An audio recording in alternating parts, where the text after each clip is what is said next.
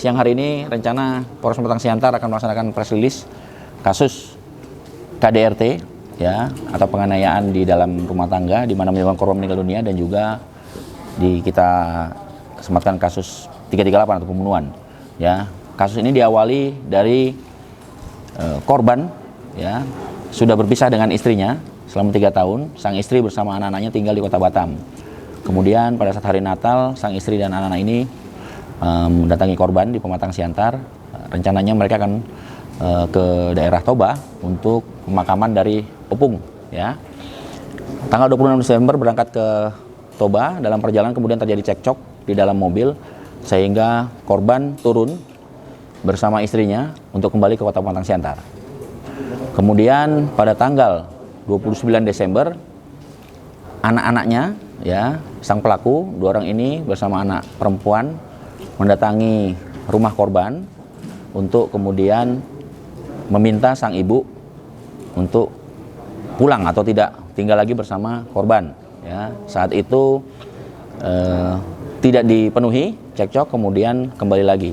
Besoknya tanggal 30 anak ini kembali mendatangi rumah korban untuk meminta ibunya kembali ya.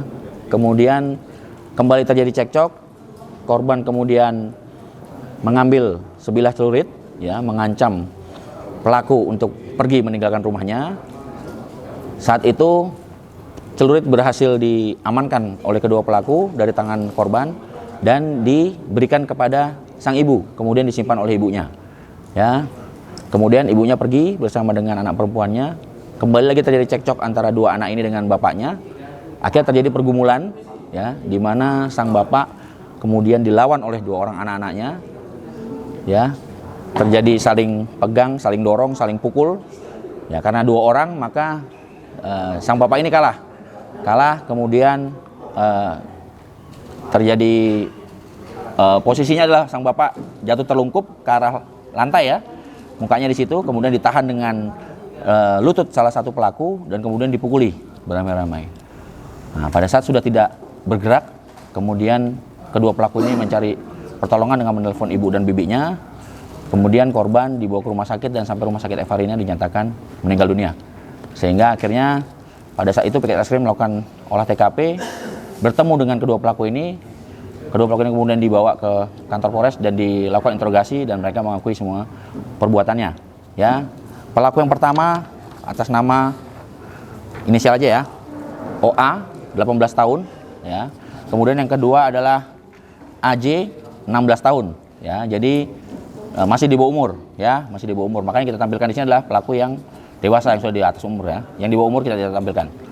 Dengan barang bukti 1 buah celana pendek dengan bercak darah. Ya, hasil otopsi kita masih menunggu dari pihak kedokteran, sementara kasus masih kita lanjutkan. Pasal yang dipersangkakan pertama adalah pasal 44 ayat 3 Undang-Undang RI tahun 2004 nomor 23 tentang penghapusan KDRT, dan pasal 338 tentang pembunuhan.